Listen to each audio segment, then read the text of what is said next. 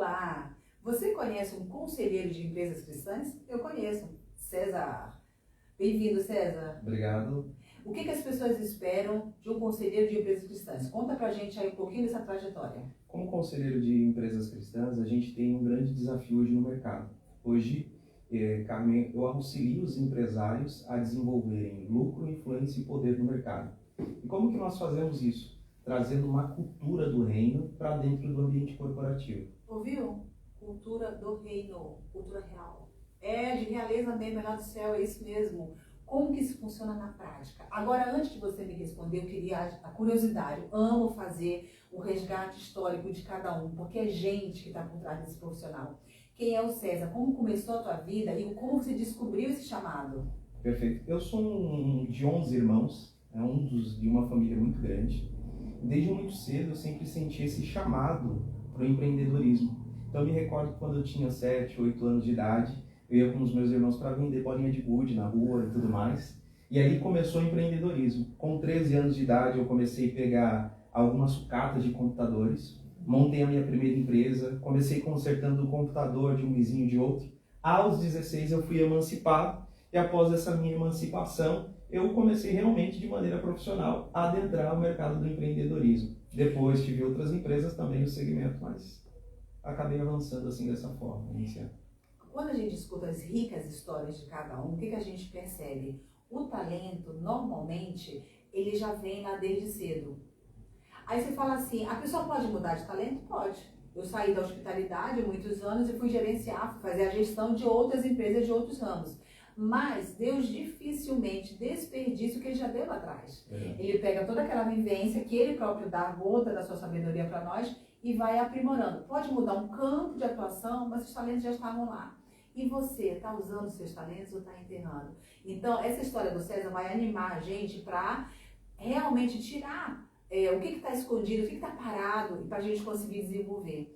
E o que mais que você fez quando você percebeu, desenvolveu e construiu outras empresas até chegar nesse conselheiro? Conta mais. Sim, aí com 16 para 17 anos de idade, eu entrei na USP, ainda fazia o ensino médio, me tornei pesquisador científico júnior, estudei a parte ali de engenharia mecatrônica, saí em alguns jornais importantes e acabei gerando um rebuliço ali dentro da universidade pela influência do reino que eu carregava.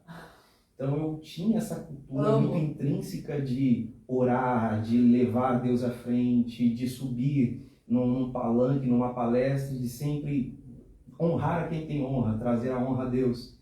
E essa foi uma das características que mais me marcou e impactou os jovens no tempo em que eu estive na universidade. Mas você nasceu em lar cristão ou depois? Sim, o meu lar era um lar cristão católico, muito rígido, porém eu sempre tive esse tino, essa sensibilidade espiritual mais aflorada dentro da minha família. Sempre um propósito maior me chamava para coisas grandes, que hoje eu vivo.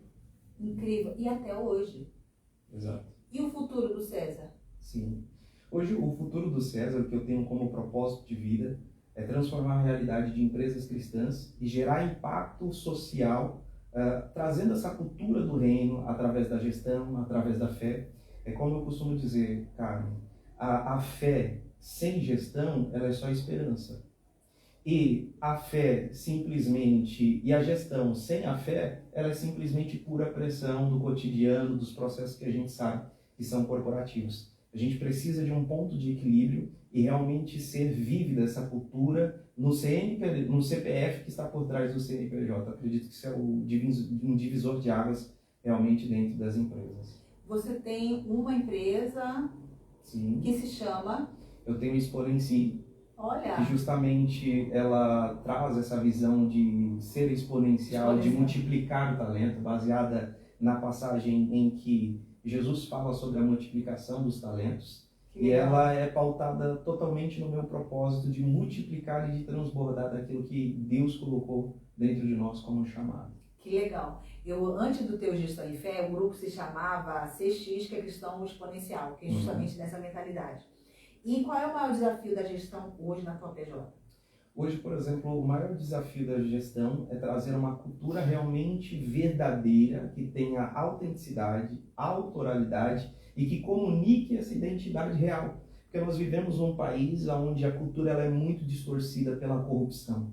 E quando você escolhe fazer o certo dentro do reino de Deus e trazer essa cultura, você vai ter que lutar contra um sistema que já está existente aí durante muitas gerações e muitos séculos.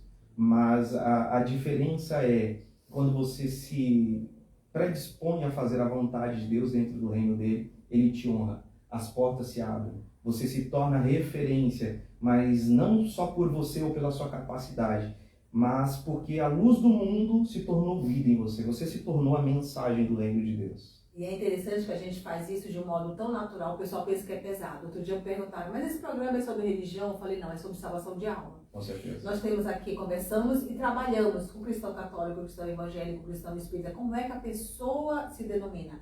Quando ela se denomina, eu entendo em que momento da vida dela ela está. A maioria de nós começou o quê? Como cristão católico, etc. Então a gente respeita porque trabalhamos com todos. Sim. E o bonito é a gente aprender a divergir harmoniosamente. E para finalizar, eu não poderia deixar de perguntar. Qual é o maior desafio da tua gestão e qual foi o maior desafio da tua fé? A gestão da Exponencia e o maior desafio da tua fé. Tá. O maior desafio da gestão é trazer para perto pessoas que estejam alinhadas com essa cultura do reino.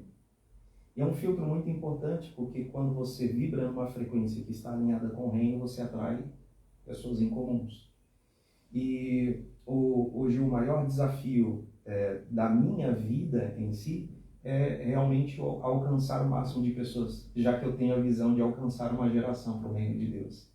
Hoje nós vemos a internet, as plataformas digitais como uma plataforma que amplifica esse alcance. Eu acredito que hoje esse é o tempo de alcançarmos uma geração inteira através de uma mensagem que seja fidedigna, de uma maneira perene e consistente. E uma mensagem milenar. Exato. Pense numa pessoa que não tinha mídia, Jesus Cristo não tinha mídia, e ele conseguiu ter esse renome e mudar toda a humanidade. Assim, a mensagem, quando ela é forte, ela realmente tem essa longevidade. E até o fim da vida, e nós estamos vendo o mundo acabar aí, mas eu estou falando assim, a gente está tendo hora extra aqui. Então vamos fazer o melhor.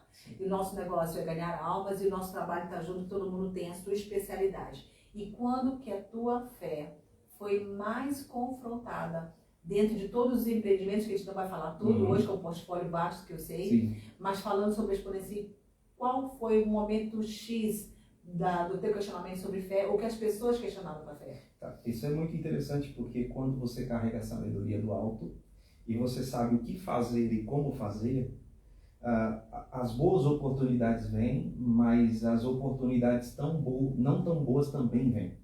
Então, eu já fui testado, porque a palavra tentação significa testar para ver se funciona como original, em que me ofereceram uma grande quantia bilionária para que eu me corrompesse e fizesse algo que estava fora dos meus princípios e os meus valores. E essas situações, elas vêm justamente quando você está em um momento de crise emocional, ou um momento de crise de identidade, onde você está sendo confrontado de várias formas. Mas quando você tem a identidade intrínseca dentro de você e você sabe quem você é, o propósito pelo qual você nasceu, você não se corrompe. Porque você entende que é um processo da vida. Quando você passa por essa etapa, aí você acessa os despojos da sua vida física, emocional e sentimental familiar, mental e financeira e também espiritual. Principalmente, que é a base. Eu acho incrível, cada vez que eu encontro um cristão, empreendedor, empresário, a gente vê que realmente os desafios são comuns. Eu só posso agradecer a você ter vindo aqui, conversar com a gente e multiplicar essa mensagem das empresas cristãs, trabalhando para Deus e com princípios cristãos, porque assim, a gente está vendo o mundo como está e a gente tem que fazer a diferença na Terra. Obrigada, César. Eu que agradeço.